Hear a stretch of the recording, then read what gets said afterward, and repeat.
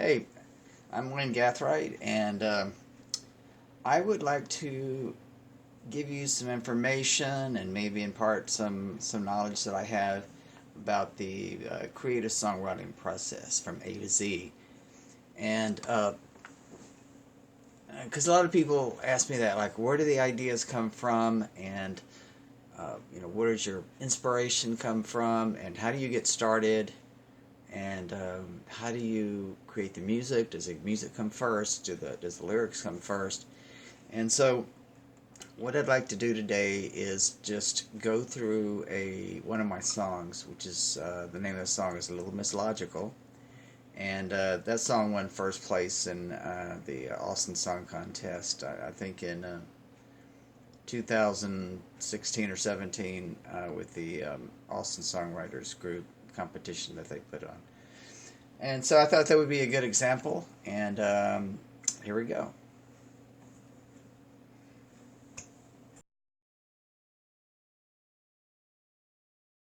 The idea from a song can come from virtually anywhere, and with me, it does come from a lot of different places. Uh, I've written songs driving down the road. I have one song called Life's a Peach, where they have these peach stands along the road, and they have these signs that lead up to it. And one particular sign said, Life's a Peach. And I just thought that was interesting, so I went home and I started thinking about, so in what ways is life like a peach? So, um, I just thought, it can be sweet, it can be rotten, you just start kind of playing these mind games and asking yourself questions, and that's how a song can get created. Other times, people have said things just off the cuff. One in particular, a friend of mine, Daniel, was having his house was being torn down to build a new one, and he happened to mention that the house is being torn down by a big iron dinosaur, and I just loved that line. I immediately wrote it down and went home and wrote a song about that. Other times, I'll just one of my favorite ways to do something is to just lie in bed. It can be in the middle of the night, it can even be in the middle of the day, but just lie down and clear your mind. Think about nothing. Be no place, be nobody. Uh, don't have any thoughts. If anything creeps into your brain, just let it go and get in a place of nothingness. And to me, that's where a lot of creativity comes from, because I think the brain it wants to fill up that space, and so it allows it to be creative and imaginative. And when you get everything, all of your worries and anxieties out of your head, that lets your brain fill it in with what it wants to fill it in with. Um, One in particular that I'll mention, I had a song called um, Malambre Mi Amigo. What's the name of the song? Mal Hombre Mi Amigo, which means bad guy, my friend, or my friend, the bad guy. And I just lay down and close my eyes and just let my mind start making a movie. And it happened to turn out to be a Western. And I just imagined a whole movie. And before I knew it, I had this whole thing in my head that when I finally did start writing the song, it was easy because I was really kind of just like reviewing what I had thought about in my head. I'll just read the first verse of this song, because I think it has some interesting things about what I strive for as a songwriter.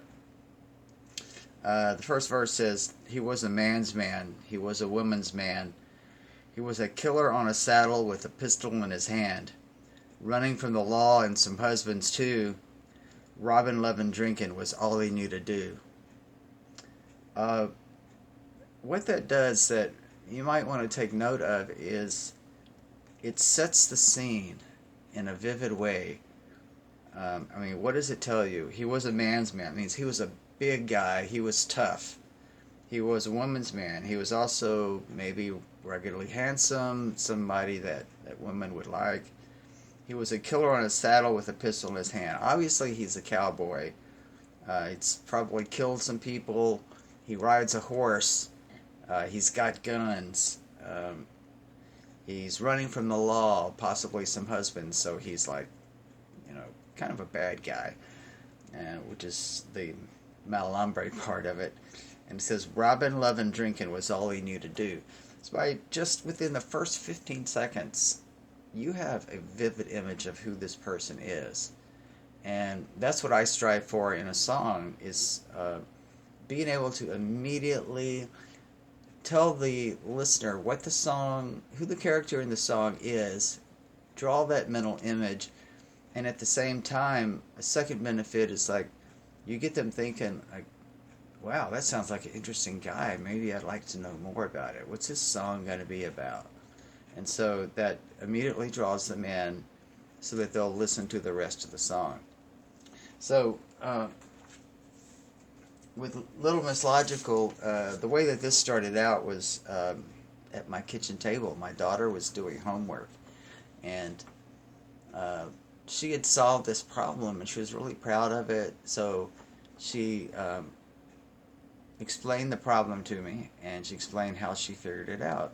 So I was really proud of her, and I said, aren't you Little Miss Logical? And so right after I said that, I thought, wow, that's pretty cool. So I said, excuse me. And so, like I often do, I went and I wrote that phrase down on a Post-it note and stuck it on my computer. Then I went back and spent time with my daughter again. And so later on, when I had some time just to sit back and reflect, I started thinking, so who would this Little Miss Logical be? And I just like to play these games to where I ask myself questions and try to answer them myself.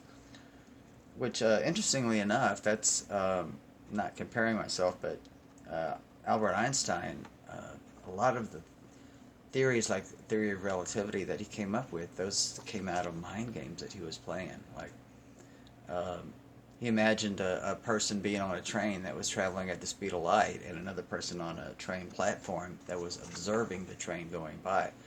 So he imagined what that experience would be like for the person on the platform, and what it would be like for the person in the train.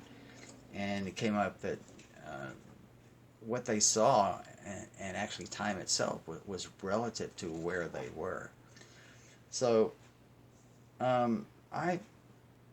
And a lot of times, I just, want to have fun, and I just kind of like sit back and let my imagination run wild, and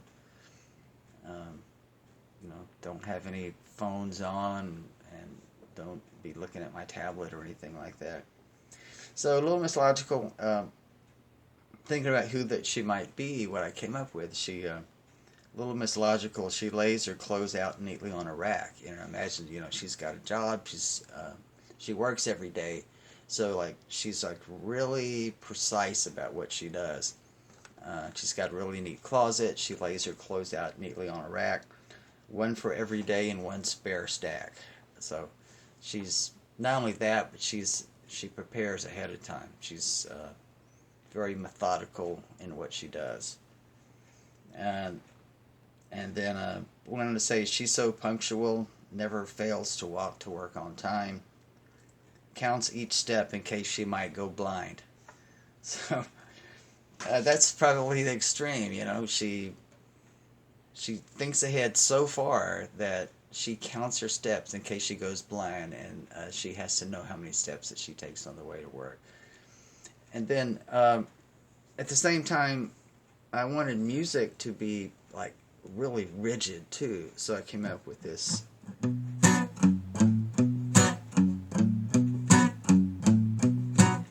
Because it's really important to me for the music to follow what the lyrics are saying. You don't want a happy song with sad music, or vice versa. And that has this rhythmic structure to it, like she's walking to work, she's being punctual. It's like, Little Miss Logical, she lays her clothes out neatly on a rack, one for every day and one spare stack. Gee, so anyway, like that, it has that kind of feel. And it even stops playing chords, and the guitar goes along with the melody. Notice how, like, precise. There's no, variance in rhythm or anything. So all of that is to support the notion that Little Miss Logical is this, like, methodical, punctual person. So it wasn't enough for her to be by herself in this song, so I invented somebody called Mr. Pi.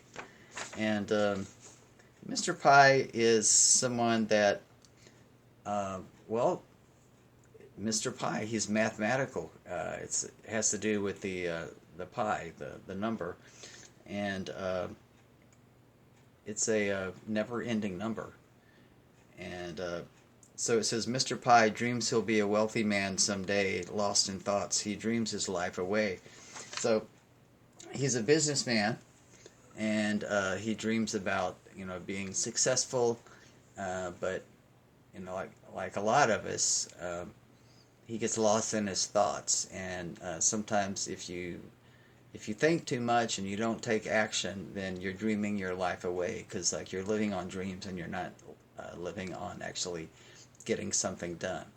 So that's the first part of the song. And the next part of the song, I felt it had to change. It was kind of rigid and methodical, and I started thinking about, well, what do I want this song to say? And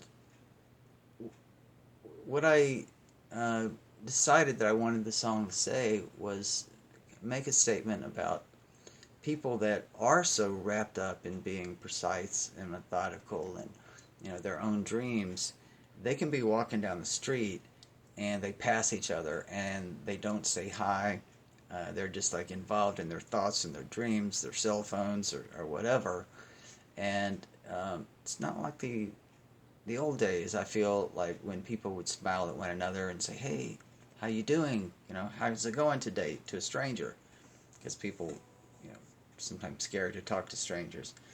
So here's where the song comes together. That's the chorus of the song, and kind of like I guess Eleanor Rigby in a way, towards talking about Father Mackenzie and Eleanor Rigby.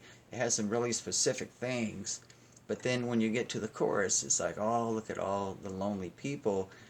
The narrator kind of takes over, and it stops being very specific about the people, and it starts getting to be more about the thought. So the chorus goes, hey. All the busy people passing on the street, possibly a nod but not a word, about their tiny world. One beautiful accident, heaven sent. You never know what to expect when two worlds intersect. So it has this soaring chorus, which it goes way up, and then it has this possibly a nod but not a word, where it goes back to that rigidity, and then it soars once again, and then it falls off back into the rigidity again. And that, to me, follows the idea of the song. Is you let go for a little while, and then you slide back into being who you were before, and you let go again, and you slide back. And so that brings it back down to the second verse. The second verse, I had to think about, how does Mr. Pi and Little Miss Logical interact? So what happens? And so in my imagination, I thought, well, she's going to work and he's lost in his thoughts. They're walking from opposite directions, and the only thing that would make them change their direction would be a barricade. So I came up with the barricade was in the street, and they both had to take a tour like we sometimes do in life, and they run into each other. So it's like, one winter day, a barricade was put up for repairs. counting all her steps and unaware, little Miss Logical. So purposely, it goes back and references the counting all her steps thing. And so anyway, they bump into each other, and it says, bumped into the dreaming Mr. Pie and caused all his best laid plans to fly. So there it is. Some things in life, you never know they're going to happen, and they just happen. And it happened to Mr. Pie and Little Miss Logical, and he stopped dreaming. Everything flew up in the air, and then it goes back to the chorus again, and it goes back to the more philosophical point that I wanted to get across. So I don't want to take too much of time here, so I'm kind of we'll speed this up. And then the bridge in the song to me should tell the story in a different way. It should say something more profound that's not being said otherwise in the story. And I wanted the bridge to kind of like be this climax, and so I had this little interlude that leads up to the bridge part, and then I finally decided I have so much to say about what happened when they finally ran into one another that it has to be a rap. So I wrote this rap part, and it turned out pretty good. It was like, never thought the day would come when they would find another one to let go and run, to come undone, to have some fun, a new life begun. Now two as one, found love to share with someone. Now they realize, much to their surprise, they opened up their eyes and threw away their skies, and opened up the skies. No obstacle is too high for Little Miss Logical and young Mr. Pie. So I'll play the song in a minute so you can hear all that. Then it goes back into the chorus. You know, all the busy people passing in the street, and tries to drive that home. Just one note, each chorus is a little different from the next. Some of the notes are higher in each chorus, so that each chorus gets a little progressively stronger than the last one, which is just a technique that I love to do. And one thing, I guess I can show you on the computer. I've got the song here. Let me see if I can cue this up for you.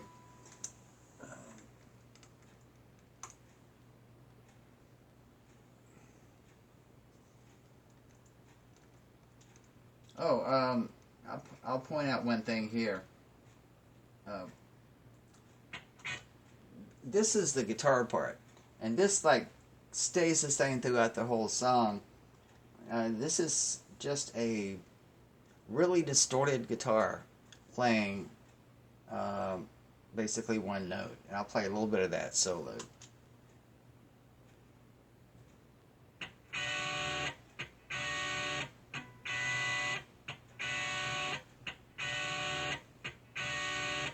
That's kind of like a musical hook, and just like you have vocal hooks, sometimes you have musical hooks. So it starts off that like with that guitar, and then it comes in with the whole thing like this.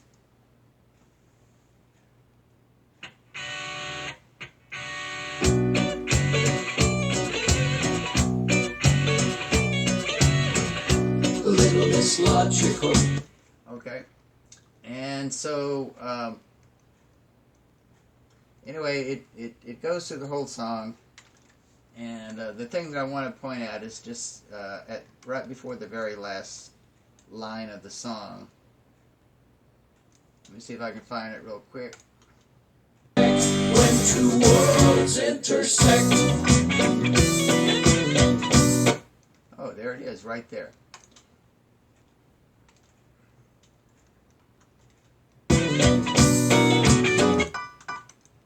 Oh wait, there's a little plunking piano going there. Then there's this.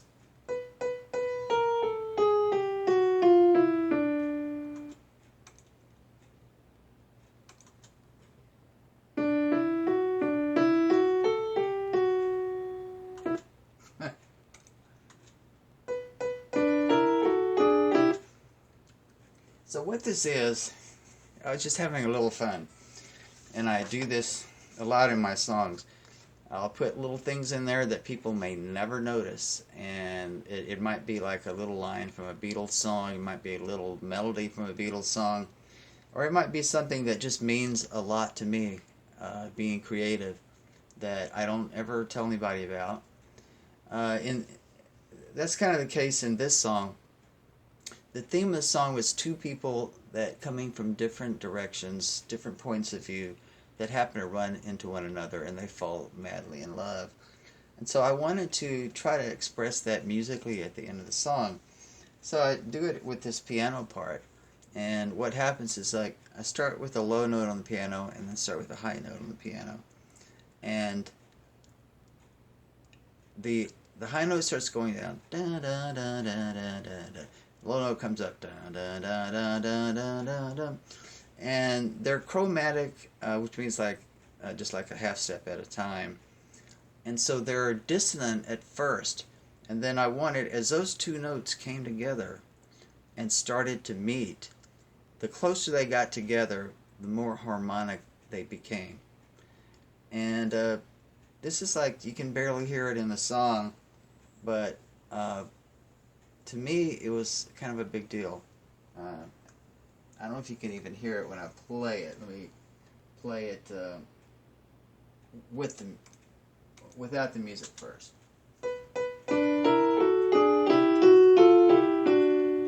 See how it ends up in harmony, but it doesn't start off in harmony? So that sounds kind of weird by itself, but then let's put it in with the music. You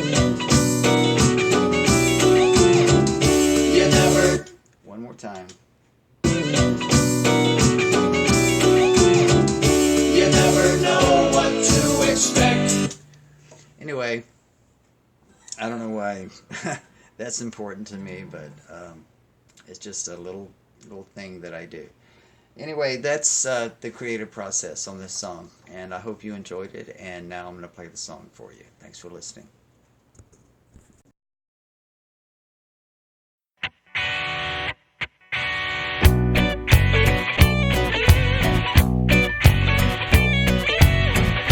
Little Miss Logical, she lays her clothes out neatly on a rack. One for every day and one spare stack. She's so punctual, never fails to walk to work on time. Counts each step in case she might go blind. Young Mr. Pie dreams he'll be a wealthy man someday. Lost in thoughts, he dreams his life away.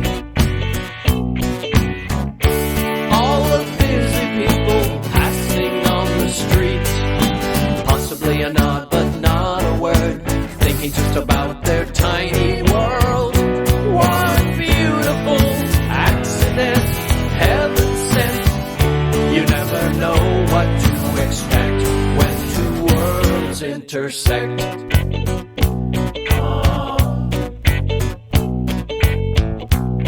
One winter day, a barricade was put up for repairs. Counting all her steps and unaware, little Miss Logical bumped into the dreaming Mr. Pie, causing all his best laid plans to fly. All the busy people passing on the street, possibly a nod but not a word, thinking just about their tiny world. One beautiful accident, heaven sent. You never know what to expect when two worlds intersect.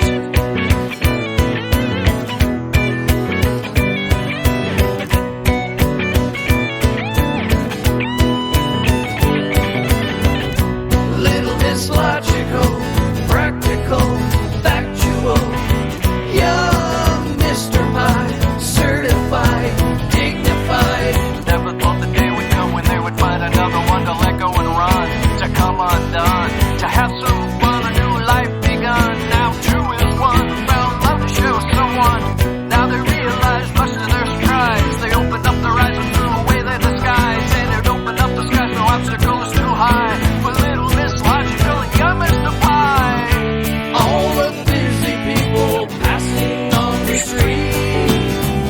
Possibly a nod, but not a word, thinking just about their tiny world. What beautiful accident, heaven sent. You never know what to expect when two worlds intersect.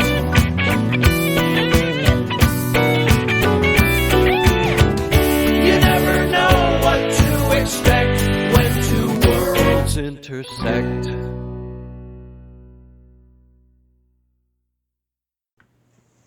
Well, I hope you enjoyed the song, and I appreciate you watching the video. Just to let you know, the CD that I'm releasing is called Inside My Dream, and it's got 10 songs that are co-produced with Stephen Doster. And I'm really proud of this CD, and I'm asking for people to help contribute to finishing the album, but what I'm offering in return is not only copies of the CD and copies of my previous CD, but other videos like this, where I'm going to go into each song and I'm going to talk about how was this song conceived, what was the inspiration for it, where did the creativity come from, how did that turn into a real song, and I'll even get into Pro Tools and how was the song tracked and recorded, and what were the overdubs, and what was the musical idea behind the whole song. And so I like to share that information with you. And if you will become part of the crowdfunding for Inside My Dream, then I'll provide all those videos and everything for you. So thank you so much for listening. I hope to provide more videos for you that can give you a little bit of insight into the creativity of writing a song, and actually the hard work that goes into having the song produced from A to Z. So thank you, and I appreciate everything so much. Talk to you later.